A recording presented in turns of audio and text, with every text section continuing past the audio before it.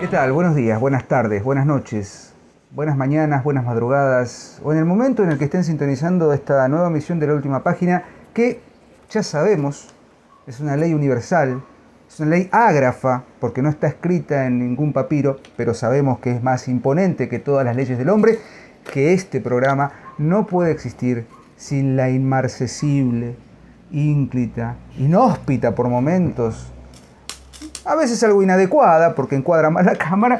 Sebastián Porrini, ¿cómo le va? ¿Cómo le va, maestro? Bueno, esto ya es el Nos colmo, han retado ¿no? un poquito porque a veces dicen que faltan los epítetos épicos, pero bueno, es parte también de nuestra identidad. ¿Cómo anda, Porrini? Muy bien, todo bien, con mucho calor. Bueno, sí, estamos grabando. Este es un día de fuego. Un día de fuego, ¿no? Mediados de febrero.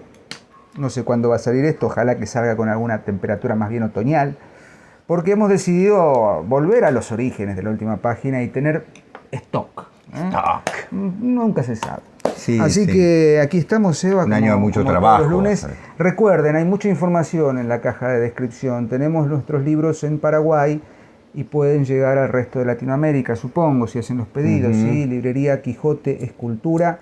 Pueden encontrar todos los libros, por supuesto los nuestros, y todo el catálogo de Sofía Casa Editorial. Así que estén atentos, les pedimos que sigan la cuenta de Instagram, sigan la información que allí se sube, porque hay muchas cosas que van a suceder, que deben estar sucediendo en la Asociación de Estudios Humanísticos. Y hechos los avisos parroquiales y el espacio publicitario, vamos al tema que nos convoca Sebastián, que hoy va a ser, vamos a hablar de un escritor, de una sola novela, pero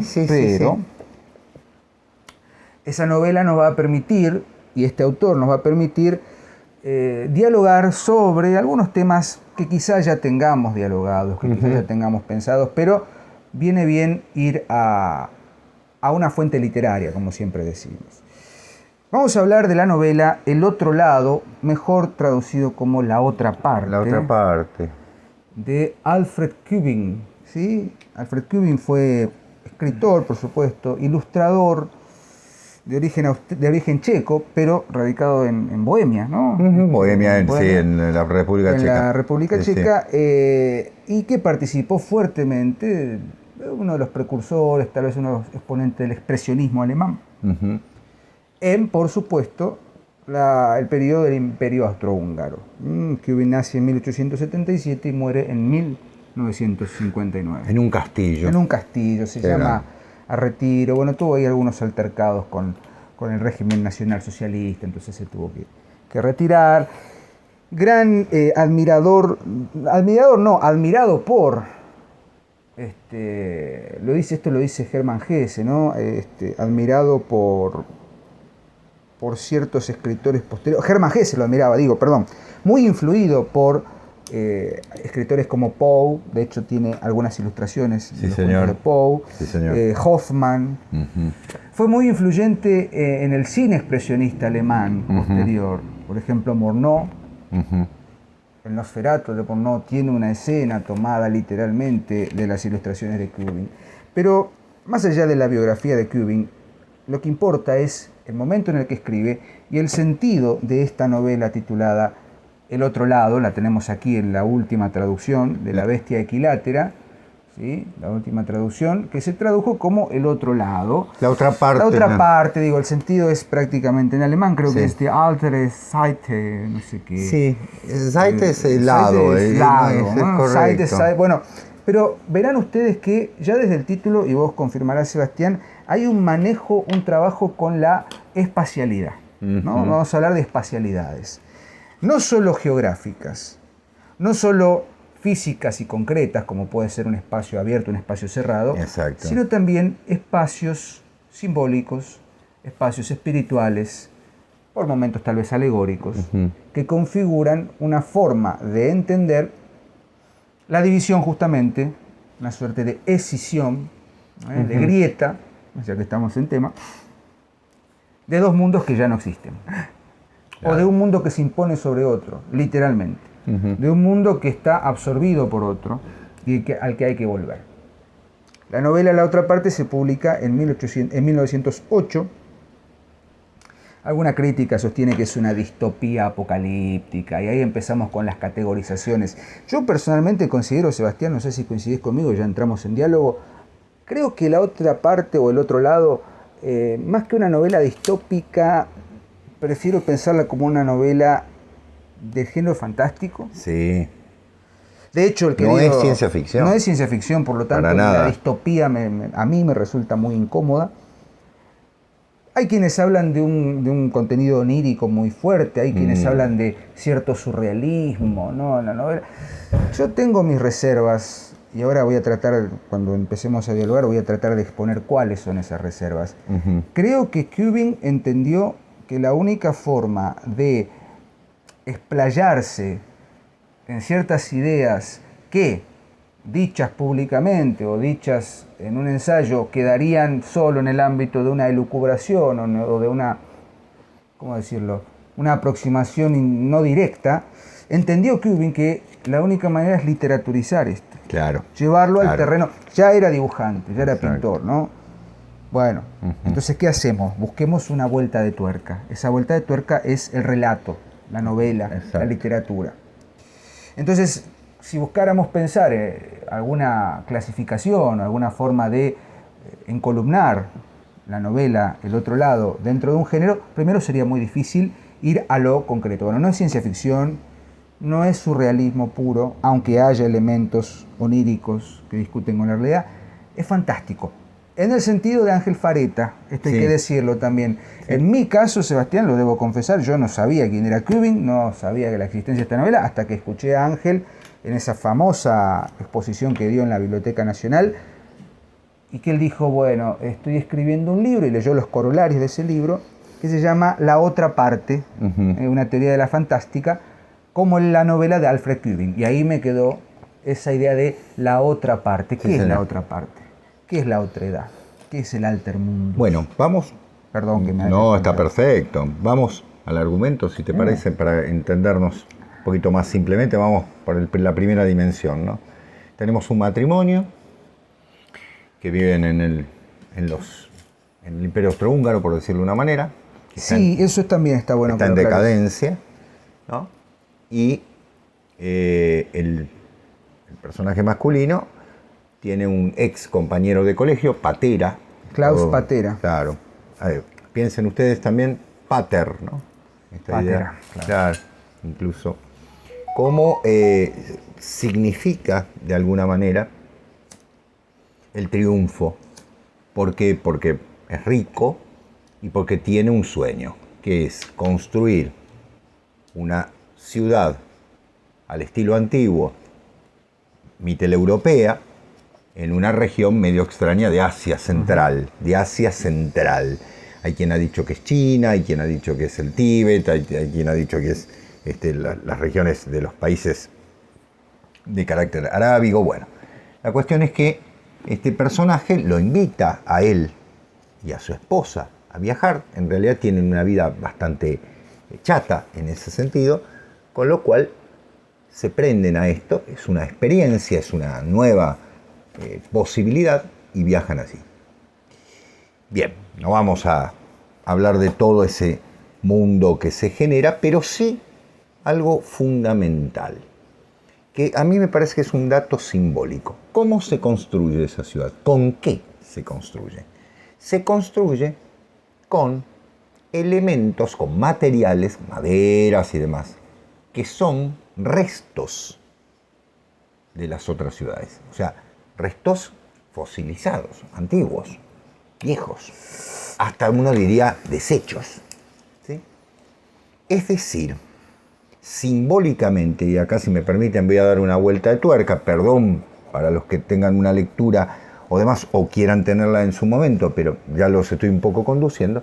Piensen ustedes en la lectura simbólica que se puede hacer esto, y tratándose de una novela fantástica, tiene toda esa característica.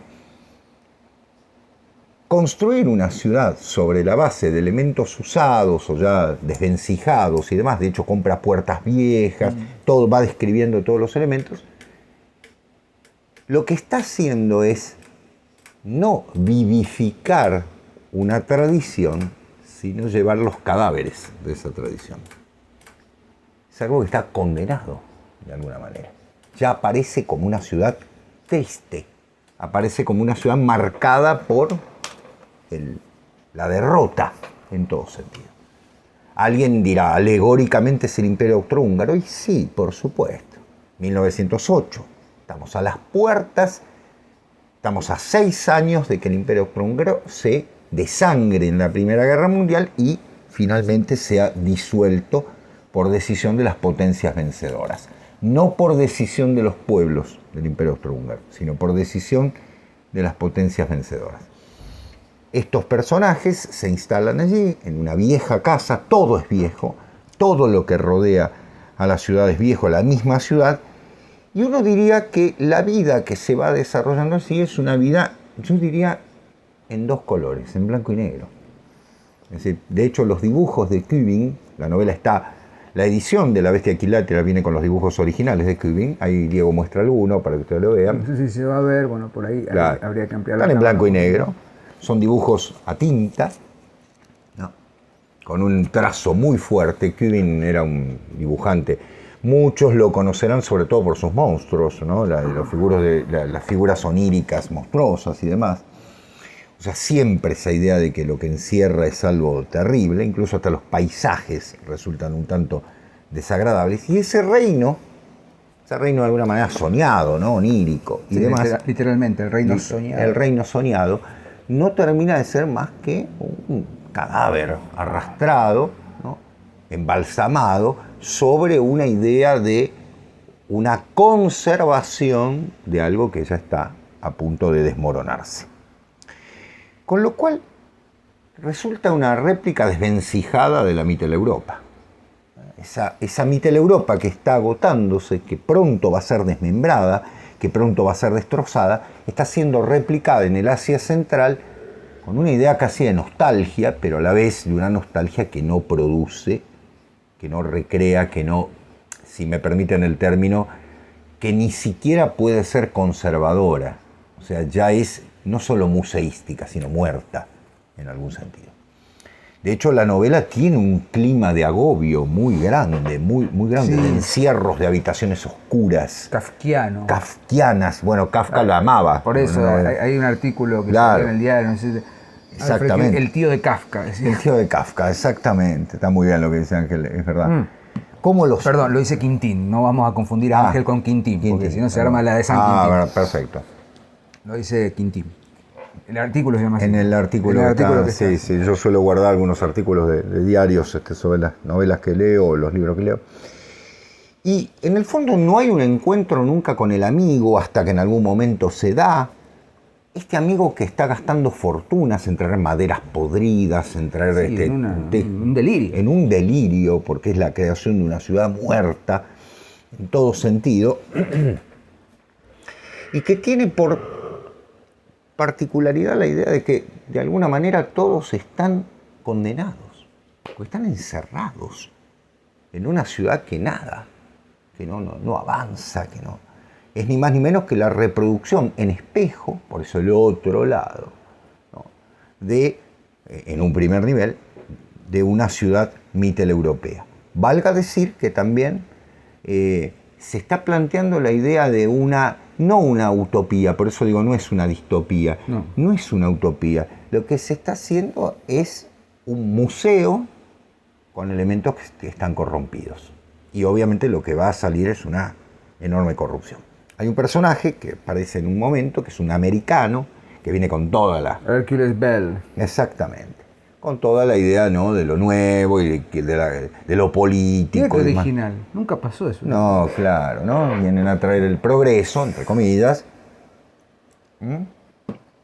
Y obviamente este personaje americano viene con toda la idea de que, bueno, acá en cierto fondo es una sumisión, porque tiene que haber dinero, porque tiene que haber un elemento movilizador, frente a la actitud de Patera, que si bien puede ser equivocada, nostálgica y demasiado conservadora, es desinteresada. ¿Por qué la ha llevado allí a la gente? Ni siquiera hay un dinero.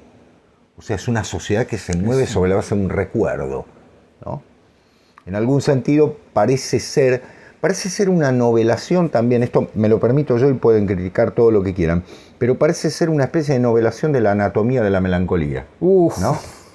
Gran libro de Robert Barton. Exactamente, porque de alguna manera es todo el tema de lo perdido, ¿no? Sí. De lo perdido, con un universo que corrompiéndose y cayendo cada vez más, porque hay un momento en el que este Bell llega a dominar prácticamente todo eso no tiene más que un destino, que ustedes saben cuál es, sin contar el final de la novela. Hay una frase hermosa en la novela que dice: la locura busca sangre, ¿no? Es decir, como Cubbing antes de la Primera Guerra Mundial y antes de la Segunda, pero y mucho antes, él murió 14 años después de la Segunda Guerra Mundial. O sea que la novela es de 1908. 8, claro. Hay algo que se está viniendo y se está viniendo. No, o sea, una persona con ciertas características de artista notable, pero quiero decir ciertas características de visión, ve que eso se va a despertar. Mira. Y que lo monstruoso tiene la idea justamente de una finalidad apocalíptica, en algún sentido. Bueno, el apocalipsis, por lo menos uno de los momentos centrales, es la bestia que aparece, que es un monstruo, claro, que se tiene que mostrar. Ojo, a ver, por favor entiéndanos, no vamos a hacer ningún tipo de relación con la religión ni una lectura religiosa, porque después parece ser todo muy tirado de los pelos. No. Pero es inevitable pensar que la novela nos lleva, no sé si nos lleva literalmente, sino que debería conducirnos a una relación de este estilo. Los monstruos, decís muy bien. Claro. ¿Sabes qué? Me acaba de venir una idea, porque lo tenemos muy fresco por razones que vos conocés, el programa de William Blake. Sí, ¿no? Exactamente. Uno compara los grabados de Blake con los de Cubbing, la ilustración de sus poemas, sí, de sus libros, digamos, místicos, o sus libros, digamos, de salvación. De visiones, visionarios, etcétera. claro. No digo mutatis mutandis, ¿no? Digo, Cubbing no es Blake y Blake tampoco es Cubbing, pero a mí me encanta esa frase y la digo siempre, cuando William Hazlitt, un crítico inglés de la época, dice: están entendiendo el espíritu de una época. Claro. ¿No? El zeitgeist, ¿no? Exactamente. Entonces, ¿cuál es el espíritu de la época de Cubbing? Estamos a fines del siglo XIX, principio del siglo XX, estamos ante el horror que va a ser la Primera Guerra Mundial, sobre todo para la Europa más tradicional, ¿no? Exacto. Y luego lo que va a ser el espanto de la Segunda Guerra Mundial. Ambas guerras él las vivió, muere en 1977. No, me corrijo, 1959. Por lo menos las dos guerras las vio, las entendió. Pero en 1908 escribe la otra parte, o el otro lado, y de alguna manera, yo había marcado algo que quiero leer, permitime, ya te lo dejo. Sí. ¿Te marco acá? No, me acuerdo. Dice en el capítulo 2, la creación de Patera. Dice, bueno, hay una pequeña introducción porque el narrador es el propio protagonista, está en primera persona. Dice, exacto. Aquí interrumpo el hilo de las experiencias personales para darle al lector un poco de información sobre el país que iba a pertenecer por casi 3 años. Empieza a describir cómo era ese país de los sueños, o mundo soñado, reino soñado. De los sueños. Lo llevan a Perla, aparte. Sí. A la Perla, ¿no? Bueno, está dentro de. Claro. Está dentro de algo que está en el fondo del mar, ¿no? Exactamente, está inmerso. Claro. En general, dice Cubbing, el narrador, ¿no? Todo era muy parecido a Europa Central, a Mitteleuropa. Y al mismo tiempo muy diferente. Sí, había una ciudad, pueblos, grandes granjas, un río y un lago, pero el cielo que se extendía por encima siempre estaba cubierto de nubes. Claro. Nunca brillaba el sol, de noche nunca se veían la luna o las estrellas. Eternamente iguales, las nubes colgaban muy bajas sobre la tierra. Si bien se apelotonaban cuando había tormenta, el firmamento azul nos estaba vedado. Un profesor sabio, al que volveré a mencionar más adelante, relacionaba esas brumas persistentes con los grandes pantanos y bosques que rodeaban la ciudad. En todos esos años no vi el sol ni una sola vez. Al principio me costó mucho, a todos los recién llegados les pasaba lo mismo. A menudo el colchón de nubes adoptaba una claridad llamativa. Algunas veces, sobre todo en la última época de mi estadía, desde el horizonte llegaron a caer unas franjas diagonales de luz sobre la ciudad. Pero nunca, nunca el sol logró una victoria absoluta. Y sigue, no es fácil imaginar el aspecto de la tierra, sus campos, su bosque. Digo, ya lo primero que nos dice el protagonista, que es el propio Cubbing, ¿no? Sí, Digo, es un alter ego de Cubbing, porque el protagonista es un ilustrador, qué sé yo. Exactamente. Nos ubica en un mundo, otro, que está sumido en una oscuridad.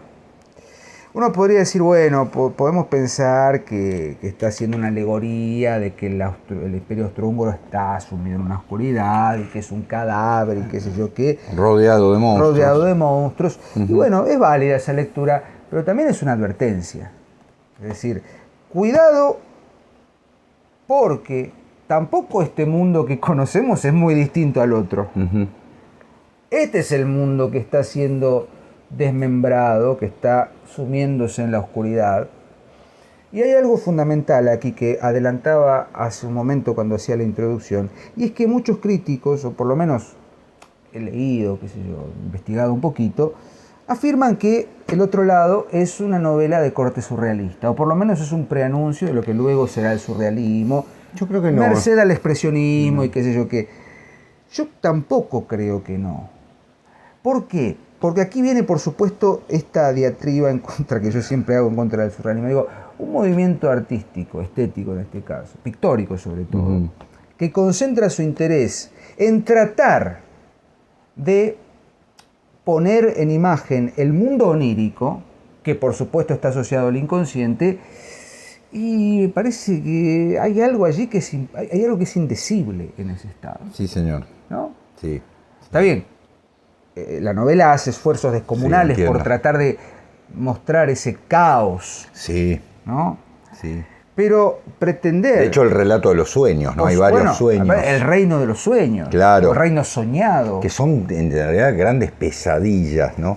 De hecho, la mujer tiene un sueño de terror. De terror y es de terror lo que sucede. Totalmente. Literalmente. ¿No? No queremos... Porque es una novela que sugerimos que lean porque no les podemos dar detalles centrales. Pero, digo, ese horror propio del Alter Mundus es el mismo horror o terror que sentimos ante la presencia de lo desconocido.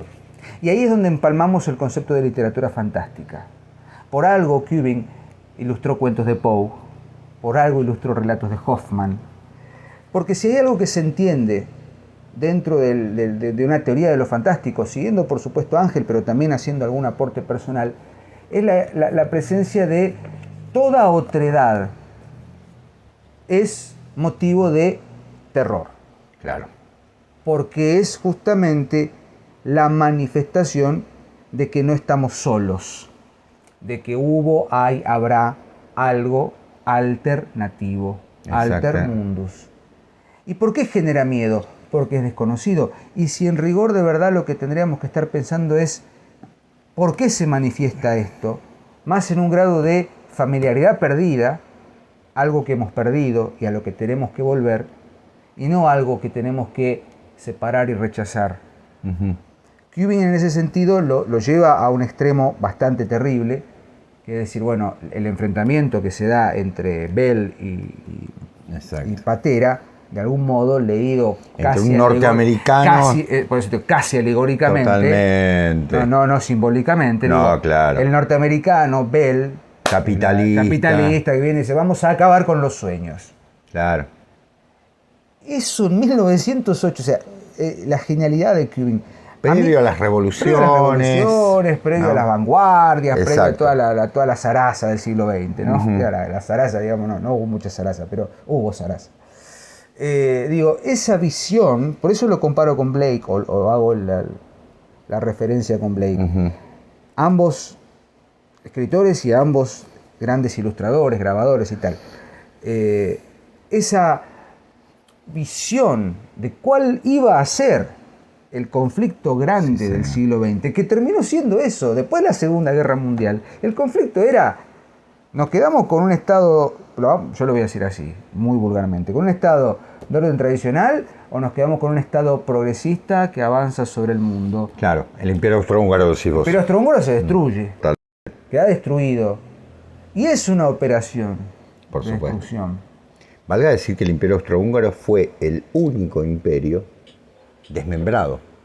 Ni el Imperio Ruso, ni Alemania, ni hubo proyectos para desmembrar a Alemania y fue Inglaterra quien de alguna manera lo frenó porque no convenía, ¿no? Si no lo hubiesen desmembrado, si no le daban demasiado poder a los franceses, pero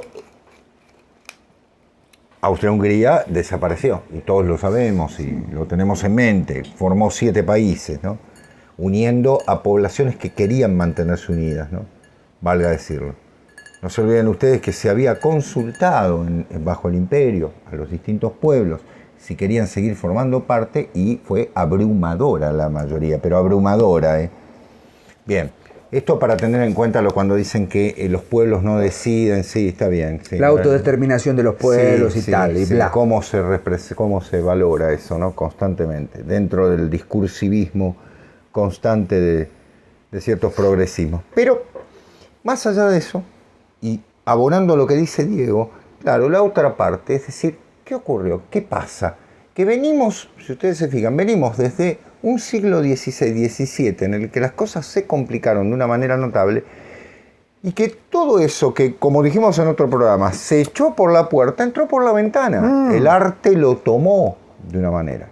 Lo tomó Baudelaire, lo tenía muy en claro San Carlos Baudelaire, lo tenía muy en claro San Artur Rimbaud, lo tenían muy en claro los grandes poetas simbolistas, y en el caso de Cubbing, lo tiene muy en claro, en tanto está viviendo en un imperio que está rodeado de posibilidades de destrucción.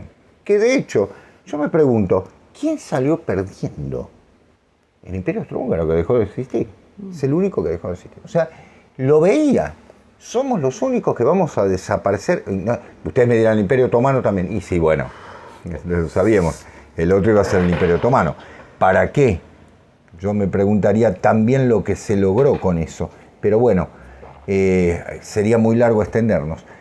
Es decir, lo que se echa como posible creencia vuelve como posible fantasma. Es genial esa frase. Es que porque de alguna manera perdóname. Sí. No, es que, Diego, perfecto. Es decir, vuelve como monstruo lo que hasta este momento había sido un elemento de luz. Entonces se convierte en un elemento que tiene que aparecer en las sombras. Es inevitable, porque ya que creemos que vivimos en una era de luz, aquello que no forma parte de... Primero, porque no lo podemos entender como suprarracional. Entonces lo creemos, lo invertimos.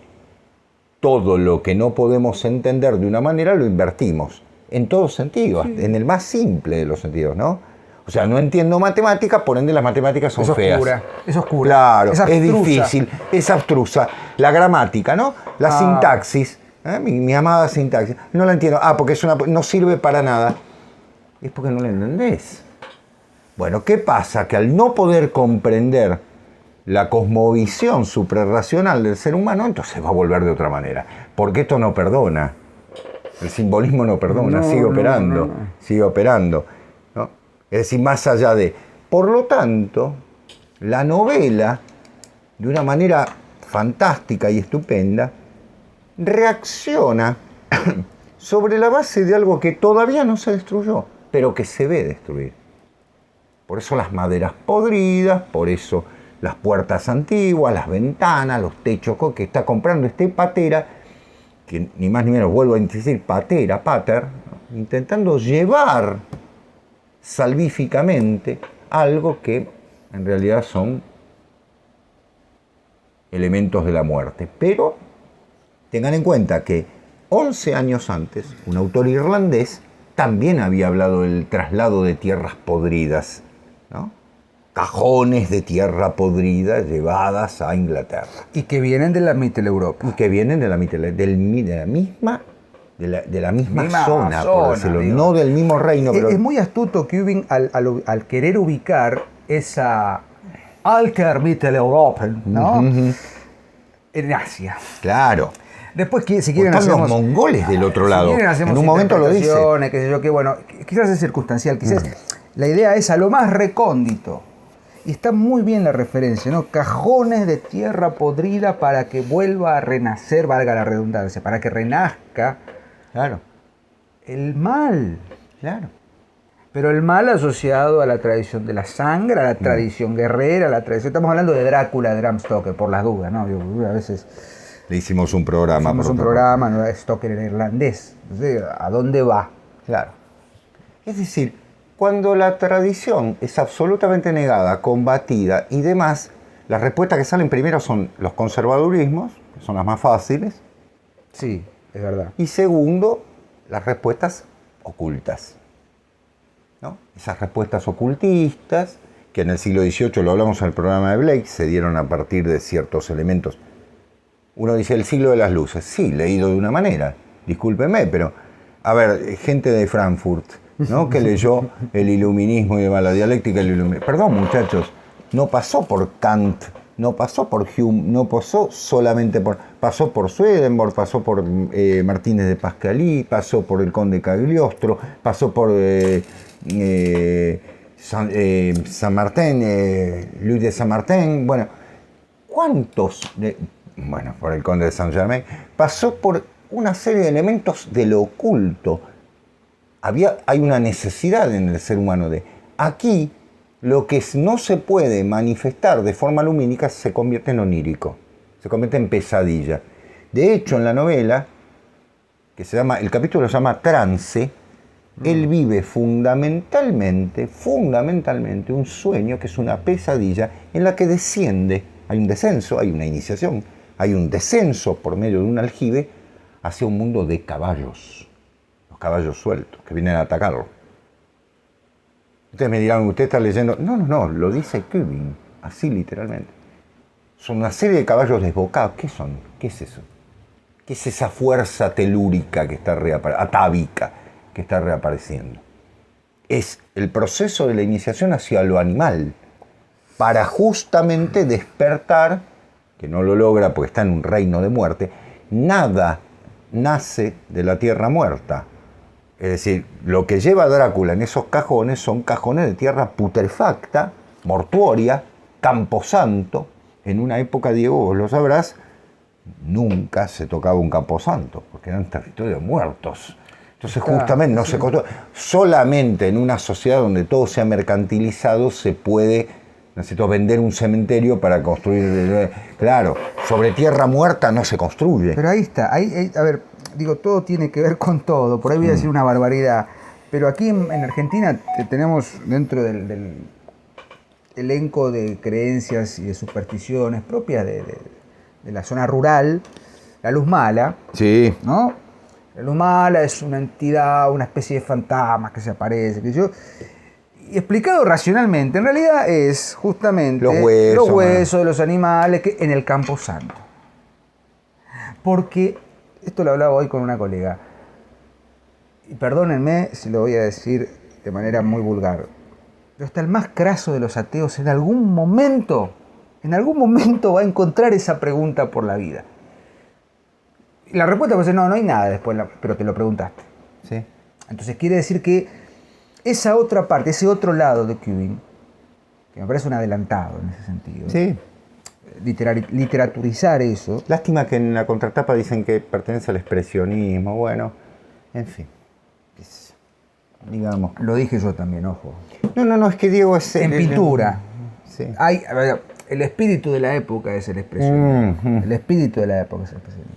Bourneau es expresionismo alemán y lo toma, lo que sé yo qué. Pero por eso a veces somos un poco renuentes a las categorizaciones. Hemos pensado, hemos pensado más de una vez en armar cursos, en grabar cursos de historia de la literatura. Sí. Para un poco también discutir estas categorías, porque son categorías propias de la historia de la literatura, de la teoría literaria y tal. Y a veces no es tan sencillo. No. Y no es tan lineal ni tan maniqueo. Exactamente. ¿No? Blake era romántico. Claro. ¿Viste? Kübing, la novela de Kübing, es expresionista. No, bueno. Bueno, lo que pasa, Diego, es que acá voy a hacer totalmente... Me tiro el... Sí, yo tiro también. en el pie, como decía. Yo también. Me disparo sobre el pie.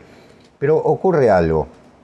es más simplificador, es más simple meter una obra en un determinado cajón y decir ya la tengo ordenada, que tener que pensar que un verdadero creador se libera de ciertos elementos propios de la moda de la época. Estamos muy de acuerdo. Nosotros vemos movimiento muchas veces como una moda. Movimiento es una cosmovisión. El barroco es una cosmovisión. El barroco no es el juego de los hipérbaton y no sé qué, y los opuestos. No es solo eso, es una primera lectura. O es, evidentemente, qué sé yo, el retruécano y el quiasmo sí, está bien, pero es una cosmovisión. Por eso hay una política barroca. Cuando se termina el barroco, se terminaron las posibilidades de la oficialidad sosteniendo. El último movimiento que es apoyado por la oficialidad es el neoclasicismo, que todos sabemos lo que es. Es un cadáver llevado a alegoría. ¿Sí? Una alegoría por la cual se pintan techos que nadie entiende. Entonces, volviendo al querido Calazo, les recomiendo, ¿no es cierto?, la lectura de su libro El Rosatiépolo. ¿Sí? Ahora bien, ¿qué pasa? Que los movimientos posteriores ya no tienen ese apoyo. Ni el romanticismo ni el simbolismo están en la vereda opuesta del poder, que ya decidió otra cosa. Que ya decidió que no. Son la otra parte. Y dentro de la literatura sí. Y ahí me permito, y ahí adhiero a lo que dice Ángel. La literatura ya llegó a su fin, perdón. Ya llegó a su... Por supuesto que seguimos leyendo. Pero ya llegó a su fin también. Bueno, porque hubo un momento de autoconciencia, tomando el concepto de Ángel. El Quijote. Porque fundamentalmente ya hizo, claro, en el barroco. El barroco. El simbolismo después va a tomar la bandera de eso y va a decir, tenemos que hacer un último grito. Pero ya está. ¿Quién va a tomar la innovación? O sea, ya no la tierra podrida, sino sobre tierra fértil, lo va a tomar el cine. Es inevitable, sí. Eso no quiere decir que haya autores, por supuesto, de la literatura que son las esquirlas cada vez más lejanas de la explosión sobre las que todavía lo simbólico sigue operando. Eso no quiere decir tampoco que haya buena literatura que no sea simbólica, desde luego. Pero en el caso de Kuben, él está viendo, o no sé, tiene la percepción fundamental de que ese mundo rodeado de enemigos, de los peores, de los que van a deshacer su propia conciencia de imperio, lo van a deshacer con un plan fundamental. Y eso son arrastrar las maderas. A mí me pareció estupendo eso. Si bien es alegórico en algún sentido, tiene un valor notable que es, la tradición no es una madera podrida, porque eso es conservador. O sea, yo no puedo copiar que... Es como ciertas concepciones gauchopolíticas de la Argentina, ¿no? Que dice, sí, vamos a ponernos con la concepción, vamos a vestirnos de gaucho, así defendemos la tradición. No, chiquito. Eso es conservadurismo muerto, eso es folclore. El folclore es una creación... Un día, si quieren, hablamos del folclore. Es una creación política clara de conservar lo que ya no puede generar nada. Y la tradición es algo que genera, está viva, no está muerta, no mira para atrás solamente y dice, bueno, wow, qué lástima que se cayó. No es arrastrar un cadáver podrido, es algo que está generando cosas, de otras formas. Eso es lo que a veces nos cuesta entender. A todos, a todos. ¿Dónde está trabajando en este momento el elemento tradicional? Muy bien lo vio. ¿Y cómo lo hizo? Dijo, la mitad de la Europa se destruye. Pronto va a caer. Hay que hacer una nueva. Perdón, no hay que hacer una réplica. Y qué mejor que llevemos, ¿no?, los restos podridos. Una cosa es un elemento sagrado que sigue transmitiendo sacralidad, y otra cosa es la vida cotidiana, que no transmite ningún tipo de tradición cuando ya está. Diego, una cosita más. En 1935, en junio de 1935,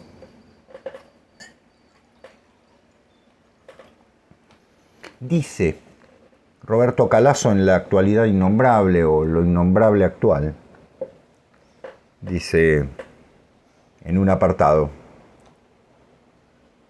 entre ese año, junio de 1935 y 1941, Ernst Junger y Carl Schmitt encabezaban de este modo las cartas que intercambiaban. Estimado señor consejero de Estado, estimado señor Junger. Ustedes dirán a dónde va, espérenlo un poquito. Después pasaron a escribir: estimado Carl Schmitt, estimado Ernst Junger. Ya está, ¿no? Se creó algo. Entendimos todo. Exactamente. Con frecuencia se recomiendan entre ellos autores y libros. Junger le sugiere a Schmitt la otra parte de Kübing, 1935. Quiero recomendarle mucho esta lectura, dice Junger. Después de Hoffmann, es la mejor novela fantástica, con sorprendentes relaciones con nuestra época. Se lee como si se atravesasen los sótanos sobre los que se han construido nuestros edificios. Schmitt siguió el consejo, leyó el libro con gran tensión mientras viajaba por Italia. Y ahí termina como es Roberto Calasso, ¿no? Porque Roberto Calasso, que es un escritor simbólico sobremanera, no dice: bueno, y entonces Schmitt descubrió que Alfred Kübing era un gran escritor y que el mundo se iba a destruir por... No lo dice. Ya está. Lo leyó en un viaje a Italia. Se terminó por... Y después andarle a Schmitt. Claro. Y arreglártelas para tratar de encontrar la influencia kübingiana. Exactamente. Muy bien, ¿no? Diego. Como eso el símbolo. Es enseñar a leer. Eso es enseñar a leer. Porque te abrió la puerta y te dijo: pues si no, parece que acá adentro hay un ratón, ¿no? Búscalo. Anda a buscarlo. Es decir, como Ernst Junger, los grandes escritores alemanes, el que nosotros le hemos dedicado un programa también, vayan y búsquenlo en este sentido, le escribe a Carl Schmitt, uno de los más grandes pensadores de la política del siglo XX, ahora bastante revitalizado, cuando se descubrió que lo que estaba diciendo podía superar la contingencia, ¿sí? Se empezó a ver otra cosa. Lo mismo que el Conde de Mestre, ¿no? Cuando se dieron cuenta de que no era un conserva que decía los reyes también. No, realmente, sino que fue el primero que dijo: restaurar el orden anterior va a ser un error, porque, claro, totalmente. Bueno, ¿qué le dice Ernst Junger? Es la mejor novela fantástica desde Hoffmann, el padre de la fantástica, claro. Por otra parte. ¿Sí? El hombre de la arena y demás. Es decir, los elixires del diablo. Exactamente. ¿Por qué? Porque ese mundo, los sótanos sobre los cuales estamos construyendo, son sótanos podridos. 1935. Piensen ustedes lo que estaba pasando en Alemania. Piensen ustedes a dónde había colaborado Schmitt, consejero de Estado, ¿no? Piensen Ernst Junger cómo ve eso y se aleja inmediatamente porque dice: me parece que esto no va para el lado que... ¿Cómo se puede parecer y no se es en el mejor sentido? Porque se puede parecer tradicional y se es un ocultista de cuarta o se es un conservador. Lo que no es la tradición. Kübing lo vio perfectamente. Vuelvo, las maderas podridas, la carne me salió bueno justo, la tierra podrida en Drácula, otra gran novela, ¿no? ¿Qué mejor? Te tiro otra, los cimientos podridos de la casa de Usher, ¿o no? El primero de todos ellos. El primero. Porque Kafka la leyó... Los sótanos, perdóname, sí. Los sótanos, volviendo a Poe, los sótanos en los que es emparedado... sí, señor. El tonel de amontillado, exactamente. No es Próspero. Lucreci. Lucreci no. Montresor, por el amor de Dios, Montresor, le dice, ¿no? Cuando lo encierra a... Bueno, no me voy a acordar ahora el nombre, me sale decir Próspero, pero Próspero es la máscara de la muerte roja. Exacto. No importa. Digo, ese descenso a la putrefacción, en este caso por el aire, ¿no? Porque es una bodega, pero está muy bien, como decís, en los cajones de tierra podrida de Drácula y en los cimientos, porque estamos trabajando sobre esto, ¿no? Uno dice, los cuentos fantásticos de Poe, uno le puede encontrar la vuelta y decir, no sé si es tan fantástico, en el sentido de, no hay algo sobrenatural que ocurre, no hay gente levitando, con poderes. Claro, eso sería maravilloso. No es Lovecraft. No. Lovecraft es otra vuelta de tuerca. No es el realismo mágico. No es el realismo mágico tampoco, que Amaranta se va volando y no sé qué. Claro. Amaranta no, una de las... Pero pensemos lo siguiente. Pero eso que decís muy bien, las maderas podridas, o sea, estamos cimentando una idea de avance y de progreso sobre maderas que están podridas, sobre una casa que tiene cimiento podrido que se va a caer a pedazos. Se va a caer a pedazos. Lo dicen los primeros párrafos de la casa. Por la que pasa la luz opalina de la luna, es decir, la muerte, ¿no? Y hay algo que siempre hay que remarcar, porque esto me lo dicen constantemente la gente que nos escucha, las personas que nos escuchan, perdón por lo de gente, las personas que nos escuchan me dicen, claro, pero entonces, ¿por qué no es el realismo mágico? ¿Por qué no es lo maravilloso una forma de lo fantástico? No. Y voy a ponerles un caso notable, para que, a ver si trato de serlo más claro. Cuando Hoffman hace El hombre de la arena, cuando Poe, de manera brillante, escribe La casa de Usher, no es un cuándo, sino un qué, ahora vamos. Cuando Stoker escribe Drácula, o cuando Cubbin escribe El otro lado, la otra parte, esta novela, hay algo que es fundamental y que lo diferencia de todo eso. Fíjense ustedes que acá no aparece en ninguno de ellos un personaje, ni que levita, ni que vive en tiempos separados, ni que está escuchando una transubstanciación del no sé qué. Cubbin lo hace con el sueño, cosa que es natural. Porque lo simbólico opera sobre la vida cotidiana, no sobre el mundo de Trapalanda creado sobre la base, voy a decirlo directamente, Macondo, ¿no? Esta idea de que un personaje sale volando y demás, no es eso. No es lo mágico porque sí. No, tampoco es una novela en la que se narre la historia de un pueblo sobre la base de una serie de datos que tienen el parangón de lo perdido, de lo mágico, entonces el personaje lleva la historia grabada y demás, y que por lo tanto muere el mismo día y 300 años después se reconstruye. No es eso. No es eso. Es esto. Es algo que uno puede entender que está ocurriendo.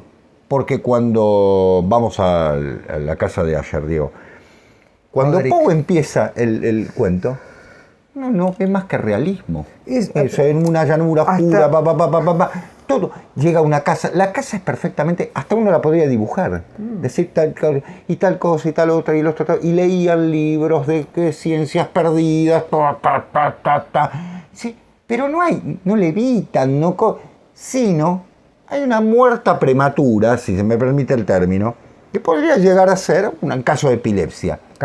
De catalepsia, perdón, gracias. De catalepsia. Ahora, muy bien, eso sería científicamente. Ahora, Poe, ¿qué hace? No una vuelta de tuerca, directamente mete una tuerca completa, ¿no? Y dice, ¿qué es esto que se derrumba? Es la tradición que se quiere conservar en su aspecto más museístico, como diría Ángel. ¿Sí? Es decir, es un jardín de invierno. No es eso. Porque eso es justamente la muerte. Yo creo que la lectura de Cubbin, una de las tantas lecturas que se puede hacer de la literatura fantástica, es fundamental para entender esto. O sea, la literatura fantástica no es... Y acá me voy a meter un quilombo de la Gran Siete. Bueno, ya... No es Todorov. No es Todorov. Pues Todorov es una lectura estructural. Está bueno, bien, independientemente de que sea estructural. Bueno. Perdón, me corrijo. No es solamente, vamos a modalizar el... Claro. No es solamente Todorov. Sí, Todorov, yo creo que le dio en la tecla en algún momento, dijo, bueno, sí, cuando irrumpe la vacilación, que yo no sé explicar por qué se cae la casa. Sí, lo puedes explicar, si querés lo puedes explicar. Porque no olvidemos que Poe, no estamos hablando no es un programa dedicado a Poe, pero suma. Es inevitable. Porque admirado de Cubbin. Aparte, padre de todo. Padre de todos estos demás. Digo, Poe es además el gran creador del policial, ¿no? Es decir, del género más artificial, como diría Borges. Exacto. El más artificial es Poe. Y es capaz de... Yo pienso en la putrefacción, pienso en Bouillet, la descomposición del catolicismo, ¿no? La deco. De un cuerpo embalsamado que después de tal evento mostró toda su descomposición. Claro. ¿Qué es la verdad sobre el extraño caso del señor Valdemar?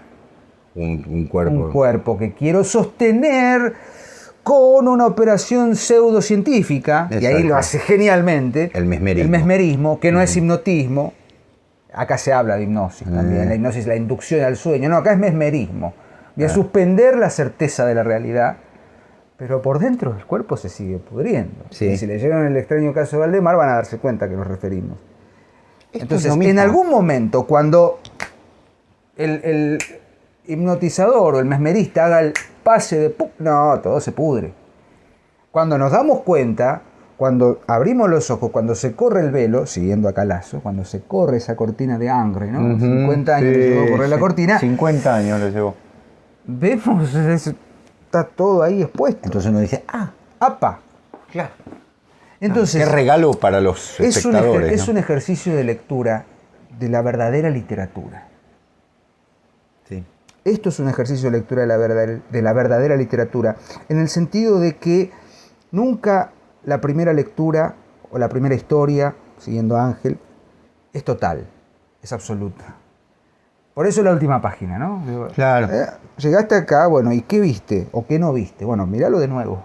Exactamente. Porque Cuban es eso, uno puede decir, bueno, es una novela, por momentos es un poco ardua, es un poco... Sí. No es una... A ver, vamos a decirlo sin ambaje, yo lo voy a decir sin ambaje. Cuban no tiene el vuelo que tiene, no sé, Poe. No. No tiene una prosa... No. Por eso no hablamos de la estilística. No. Pero tampoco es necesario, porque... Es como un diario es también. Un diario, es un relato, yo no sé si es una novela, es un relato largo. Claro. Pero hay alguna... Que opera sobre esa base, sobre los restos. Sobre los residuos. Vos dijiste muy bien al principio, lo residual. Claro, es un señal de decir, esto no es. No esto es por no ahí. Es la tradición. Yo entiendo. Era lo que la sociedad austrohúngara veía en ese momento. Era lo único que les quedaba también, porque en el mundo... Esto sería irnos a la historia de la política, pero... hubo un intento de que ellos, dentro del imperio, de que ellos se mantuviera, porque todos querían que se mantuviera, sobre la base de algunos cambios, que no iban a ser cambios de progresismo barato, sino realmente de un fortalecimiento de la unificación. Señores, lo mataron al que iba a hacer ese cambio. Ustedes me dirán, ¿y la bala de dónde partió? Bueno, Borges tiene un cuento sobre eso. La bala que dispara sobre Francisco Fernando, ¿no es cierto? El terrorista, como dijeron en ese momento, ¿no? Ahora no me viene el nombre, que siempre lo tengo en mente, discúlpenme. Es de alguna manera no solo matar el imperio, sino también matar las posibilidades de la conservación, en el buen sentido, de elementos que podrían haber sido de otra manera. La historia europea hubiese sido de otra manera. Bueno. ¿Qué va a ser? Humildemente hemos Gavrilo Princip. Ahí me acordé. Hemos hecho una humilde tarea de acercarles la lectura de Cubbing, Alfred Cubbing, El otro lado, según la traducción de La bestia equilátera. La otra parte, en otras traducciones castellanas, se consigue fácilmente. Este libro es prácticamente nuevo. Sí. Lleva 2-3 años. Humildemente, sí, insisto, claves de lectura para entender que no siempre está todo dicho. Así que bueno, Sebastián, como siempre te he dicho, ¿qué pasó? No estaba mirando, digo. Un placer seguir leyendo, invitamos a que sigan leyendo, a que consulten la información que siempre dejamos aquí, y por supuesto la literatura no es solamente algo coyuntural. No, estamos hablando de obras. Ni racional. Ni irracional. Solamente. La literatura es una forma de vida. La nuestra y la de ustedes, si están ahí. Gracias, Sebastián, a vos, como Diego, siempre. a vos. Nosotros nos volvemos a encontrar el próximo lunes en una nueva edición de La Última Página. El jueves, quién sabe con qué, porque estamos un poquito... Ahí venimos, estamos con los tiempos un poco justos, pero vamos a tratar de cumplir. Y no sé si a esta altura estará, pero vamos a retomar desde el palco. Estamos laburando en eso, ¿no? es un año de mucho trabajo. Así que gracias, Sebastián. Nos vemos el próximo lunes. Buena semana. Chao. Adiós. Gracias.